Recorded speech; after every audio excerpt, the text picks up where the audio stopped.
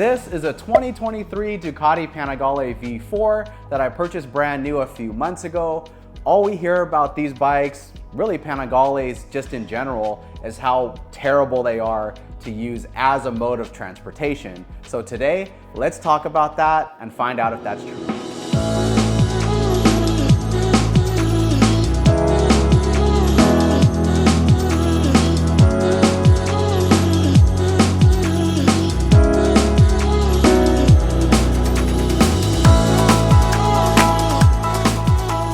So I've had the V4 for about 2 months now. I put about 400 miles on it. I'm still in that break-in process. I know a lot of people will say the break-in doesn't matter and they just break their Ducatis in hard and stuff like that. And that's totally fine. There probably is some truth to that. However, I've chosen to just break the bike in as Ducati recommends. In doing that, what that means is I've been able to just use this motorcycle as transportation. So I can't enter high RPMs and I can't go through certain heat cycles and stuff like that if I want to follow Ducati's break-in recommendations. So I've been using the V4 to go to work, go to the ATM, go to the grocery store, go to my parents' house, go to friends' houses, just all these mundane tasks, sitting in traffic even, doing U-turns, doing low-speed stuff in parking lots, right? So with that being said, I've been able to form an opinion as to whether these bikes really are that bad to use as your mode of transportation and not just a track machine or canyon carver or drag race machine, whatever it is, right? I've been able to use it as a vehicle during that time.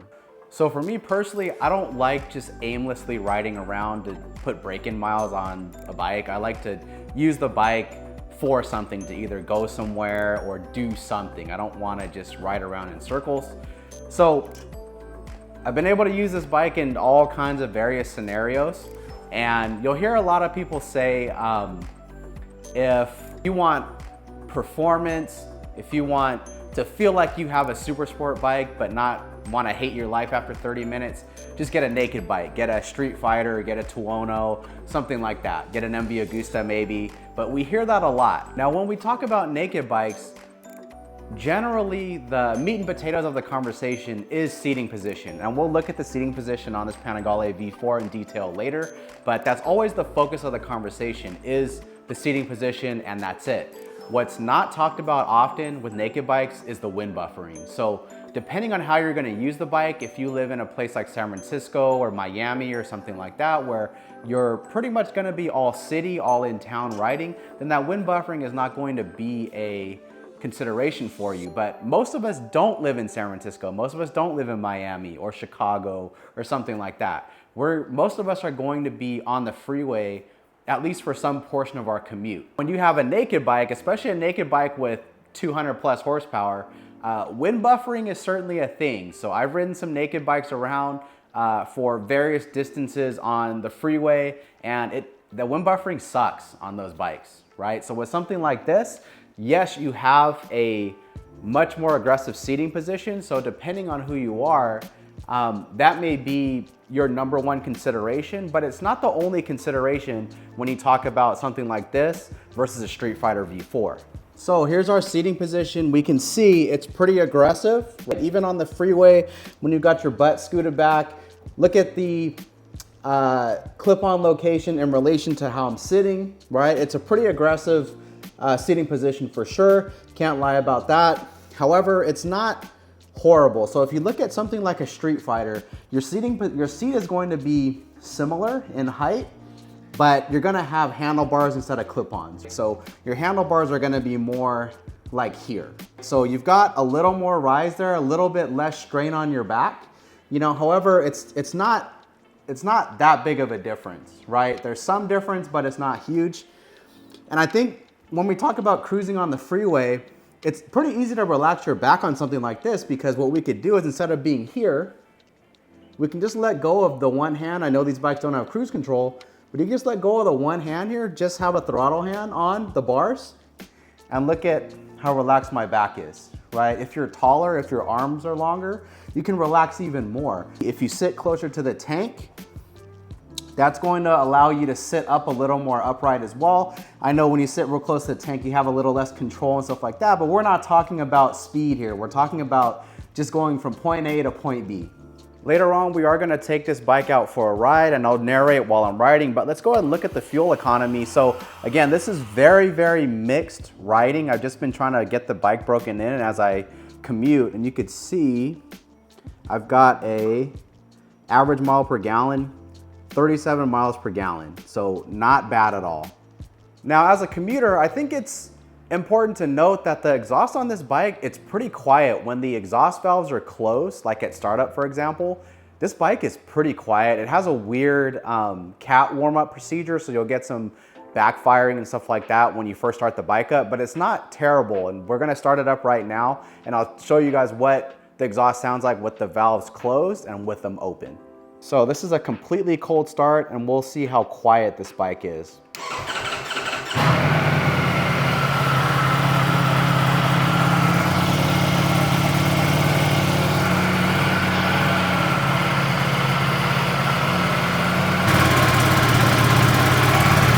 So, pretty quiet, right? But listen to when the exhaust valves open.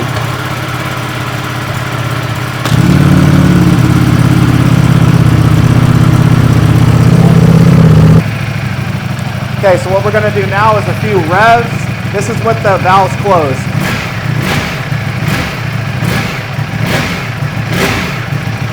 This is with them open.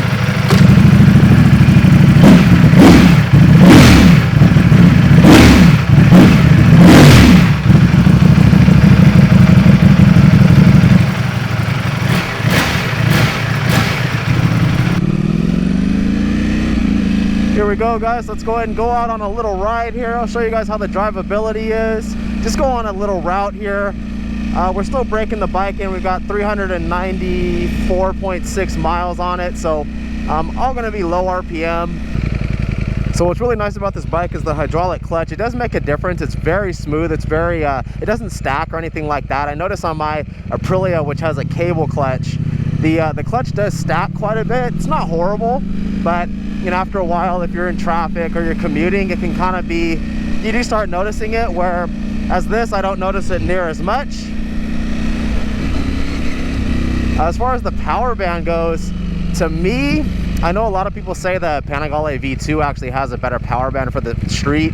I'm not doubting that or anything, but I don't think, if there is a difference, I don't think it's significant. So the part throttle acceleration and just engine manners, to me, it feels about the same as this V4. I don't notice much difference. On the Panigale V4, even after a tune, it was pretty docile, below 7,000 RPM or so.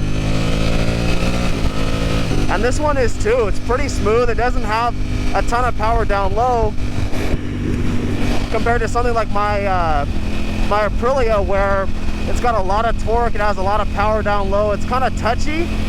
So it doesn't necessarily make it hard to ride or anything around town, but you do definitely notice that you do feel like you have to be a little more careful, maybe is one way to put it. Whereas this, the power is very linear. The way it ramps in is very predictable. It feels a lot more refined than the RSV4. And you know, again,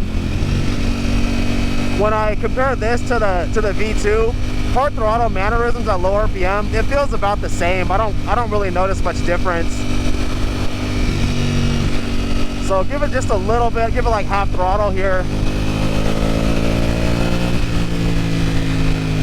So it definitely puts speed on pretty quick, but nothing crazy. It's not like the RSV4 where it's just ferocious at all RPMs. This one here, it feels pretty normal. It doesn't feel like a crazy race bike at the lower RPMs.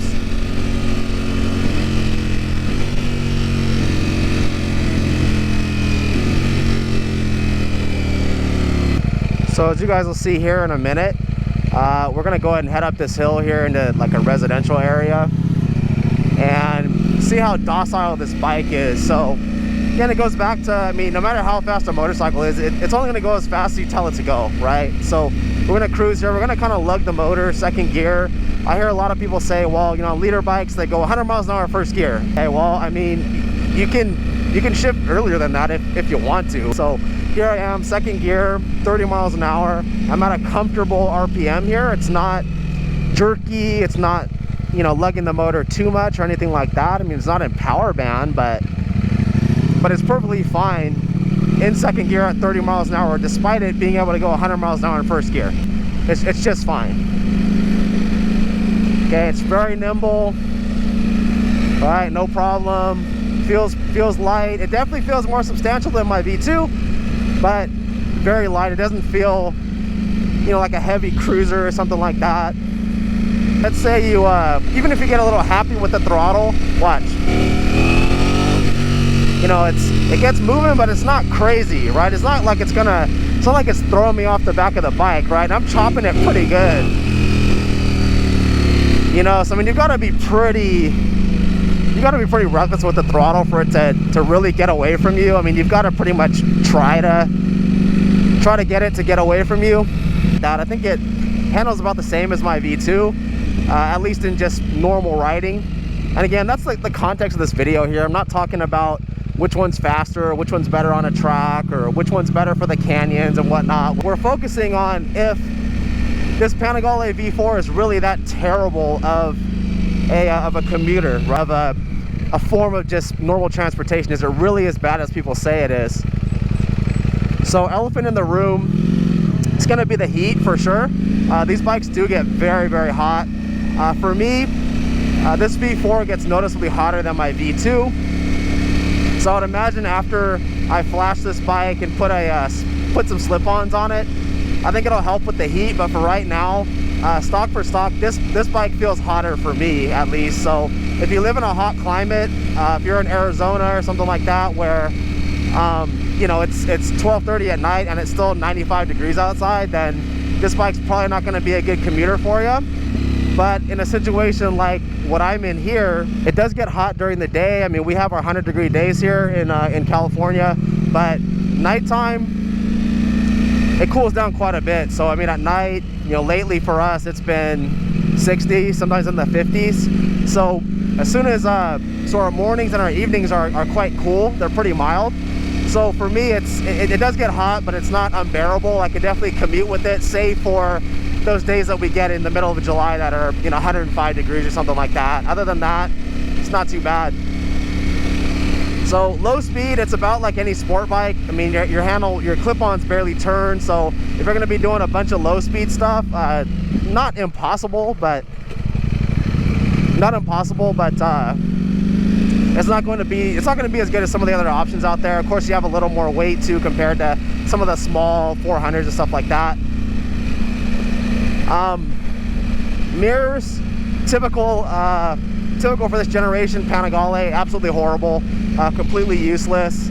I mean, you can tell that there's something there behind you and to the side, but that's about it. You can't make out what it is or anything like that. They vibrate so much, no matter how you have them adjusted, that, you know, for any practical use, they're just not really very useful. Surprisingly, at least to me, the quick shifter is not that good on this. I actually think the quick shifter was better on my V2. It's definitely better on my Aprilia. It probably doesn't come through on camera or anything, but it's not the worst quick shifter, but it's certainly happier at certain RPMs and stuff like that.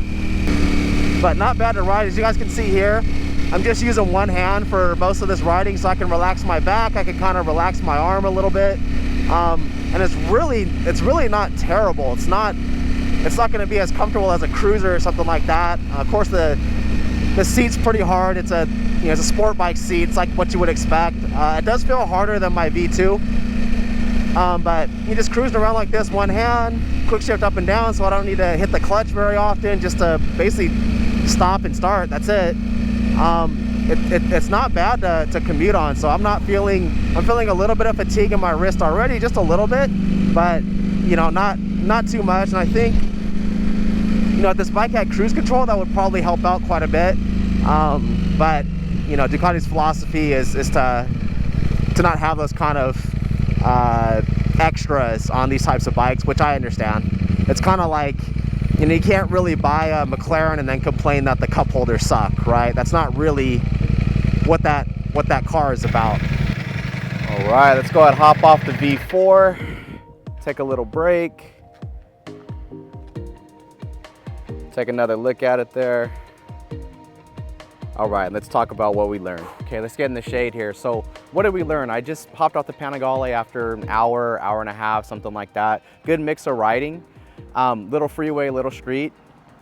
And it's really not that bad. It's not terrible. There are more comfortable options. Of course there are, but it's really not as terrible as people say that it is. The clutch engagement is smooth, it's manageable. The fuel economy is not bad. If you stay out of it, you're getting 36, 37 miles a gallon. On the freeway, I can get low 40s if I'm just kind of cruising, especially at a lower speed. If I'm cruising at 80 or 77 or so, something like that, I'm definitely getting 40 miles per gallon. So the fuel economy is not bad. It's pretty similar to what my V2 is. And a lot of people, they default to the V2 for just around town, just for a normal like daily rider, just a mode of transportation. A lot of people default to the V2, and the V2s are great as well, but I don't really feel that there's much difference between the V2 and V4 as far as commuting goes. I mean, this is certainly a wider motorcycle. If we come over the top here, and I will do a V2 and V4 comparison here in the future, but it is much wider. So for somebody of my stature that's smaller, you do notice that, but that's not most people's problem, right? Most people are not 5'5". Most people are 5'8", 5'10", if not taller. So you wouldn't necessarily have that issue. If you're not very strong, that may be an issue for you, but I mean, really other than the width, it doesn't feel much different around town than the V2. Now let's talk about service intervals. With Ducati in general, these newer Panigales, both V2 and V4, the intervals are pretty long. You're looking at a 1-year interval or 12,000 kilometers. Most Panigale, well, most riders in general, unless you have a big cruiser and you're going cross country and stuff like that, you're not gonna do 12,000 Ks a year anyway. So those days of Ducatis constantly needing maintenance because of the dry clutches and the Desmo valves and all that stuff, that's just in the past, that's gone. Another big elephant in the room on these is, of course, Desmo service. So with these new Panigales, the interval is 24,000 Ks, which is normal street use. I wouldn't say that's something that you don't have to worry about, but I mean, that's a pretty long interval. The service is $1,500 to $2,000, sometimes a little more, sometimes a little less, depending on if the valves are actually out of spec when they check them. But a 24,000 K service that costs $1,500, $2,000, I mean, that's really not that bad. And a lot of Panigales, they don't even get to 24,000 Ks, so they never even see that service interval. But if you do get to that interval, you rode that bike quite a bit. At 24,000 Ks, that's a good bit of riding. So for you to need that service after that amount of time, I don't really think it's that big of a deal. I wouldn't say it's not a consideration, but it's not something that I would factor in and use it as an excuse to not buy one of these bikes. So is a Panigale V4 the best commuter bike that you can buy? Of course not, but it's not like it's not usable as transportation. The way that some people talk about these bikes, first of all, they're coming from people who don't have one. And they talk about these bikes like you can only use them on the track and that's it. They're not good for anything else. And that's just not true anymore. Maybe the older Ducatis were that way, but these new Panigales, they're totally fine to use just as transportation. Of course, there's a plane flying overhead. So anyways, what I was saying is exotic cars have gone on that same trajectory. In the past, they would overheat, the air conditioner would never work, you couldn't see out the back, terrible gas mileage, always broken down. And you look now, the current exotic cars, they do require more attention, just like a Ducati does, but they're very usable. They don't overheat anymore. They have a lot of creature comforts. They have Apple CarPlay and all this other stuff. They have front lift systems, so you don't scrape the front lips anymore and all that. They've made a lot of improvements that make them a little more conducive to just using as transportation. And these Ducati Panigales, they've gone on the same trajectory. There's just been so many improvements that you can use one of these to just ride around. So if you want one of these guys, just get one. You don't need to factor in buying one of these and then think about, okay, well, I need to also budget buying a second motorcycle. That second motorcycle could be the one that I use for transportation to just get around, and my Panigale will just be for the weekend. If you want to do that, fine, but you don't have to. That's the point of this video. You don't have to do that, and that makes owning one of these, purchasing one of these, a lot more affordable and a lot more doable for most just working people. You guys stayed all the way to the end here. Thank you so much for joining me. Appreciate that very much. I hope the video was helpful. If you haven't already, hit the like, hit the subscribe, leave a comment. Would appreciate that a ton. Just don't let people talk you out of what you want to do when they don't know what they're talking about. People get talked out of stuff. They talk to their friend that's been riding for 20 years or whatever, and just because you've been doing something for a long time doesn't mean you know what you're doing, right? Doesn't mean that you know anything. They get talked out of whatever it is that they want to buy. They end up buying something else and then end up buying what they wanted to buy in the first place anyway. So don't let that be you. If you really want one of these Panigales to just use, and the only way you can afford it maybe is to use it as your normal transportation, then just get one. They're really not that bad. They're not impossible. Even the big V4, it's really not a big deal. Anyways, guys, until next time, see you on the next one.